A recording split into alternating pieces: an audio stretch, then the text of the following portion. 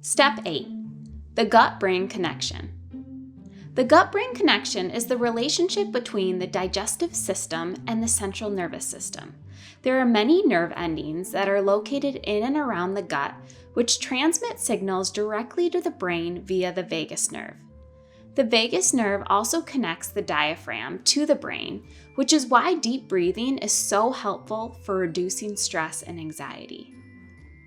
Research has found a significant role between poor gut health and mental health issues.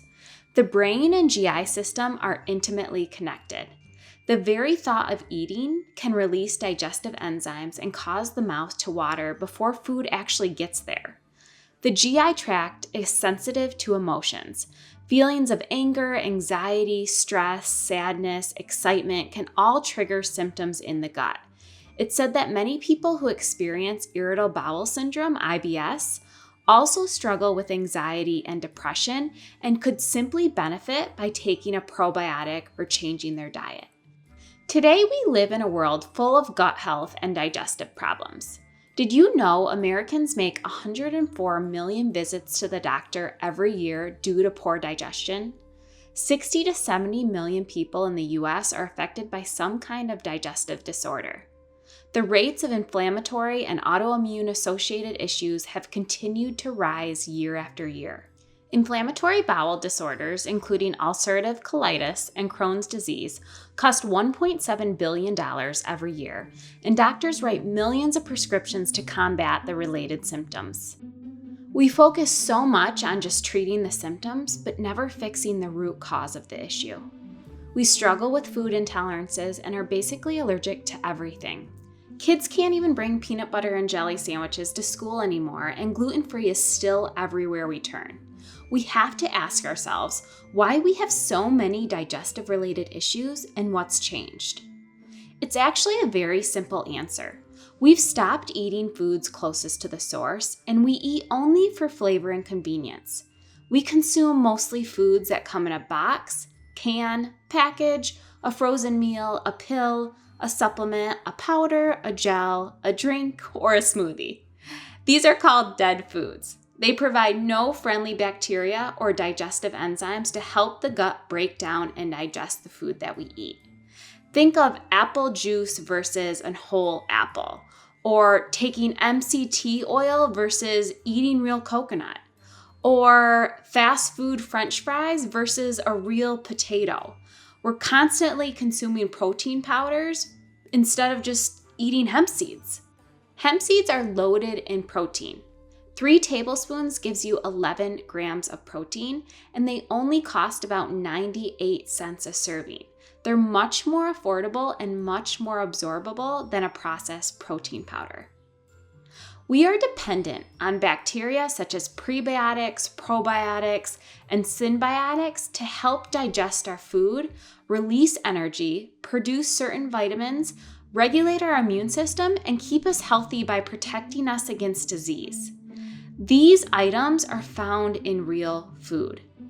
Prebiotics are fibrous foods that feed good bacteria.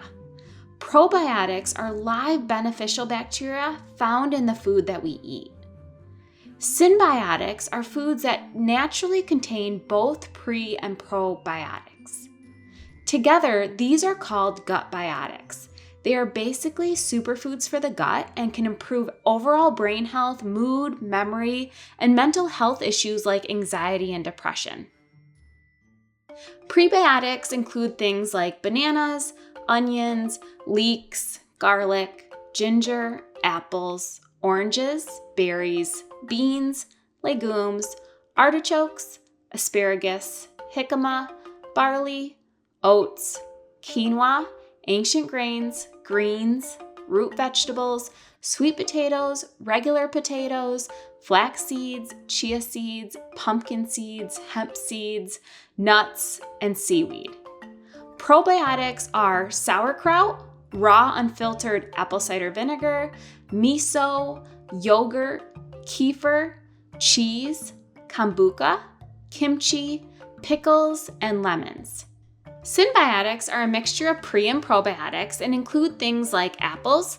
The skin is actually a prebiotic and the core is a probiotic. symbiotic. So eating the whole apple is actually very beneficial. Raw honey is also a symbiotic, Spirulina chlorella, which is a freshwater algae, unpasteurized wheatgrass, seaweed, coconut, cacao, which is raw chocolate, and homemade sourdough bread.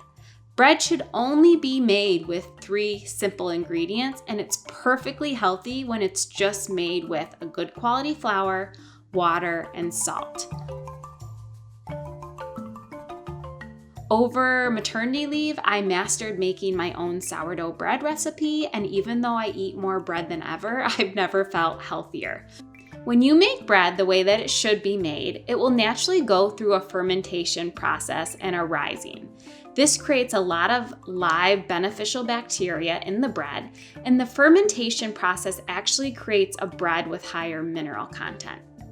This is just another reason why I believe eat whatever you want as long as it's homemade. When it comes to these gut biotics, think about foods that rot or brown if you let them. It's the enzymes we get from these foods that allow digestion to take place. Plus, digestion begins when we chew. If we are drinking our calories with smoothies every day or eating only foods found in a package or a powder, we are eventually going to struggle with digestion issues.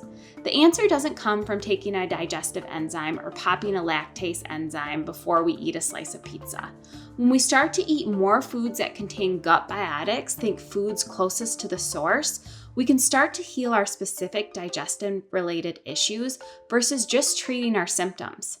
What happens is our digestion gets stronger and we're able to handle a piece of pizza or a slice of bread, no problem. If we are overdoing these things, that's where we run into trouble. But occasionally, they are perfectly fine and perfectly healthy. Remember, we are what we eat. It's important to eat foods that make us feel good. If you eat healthy food, you will feel healthy physically and mentally. A healthy gut equals a healthy brain. And a quote I love to share is, "You are what you eat, so don't be fast, cheap, easy, or fake. Tell me what you eat, and I'll tell you what you are."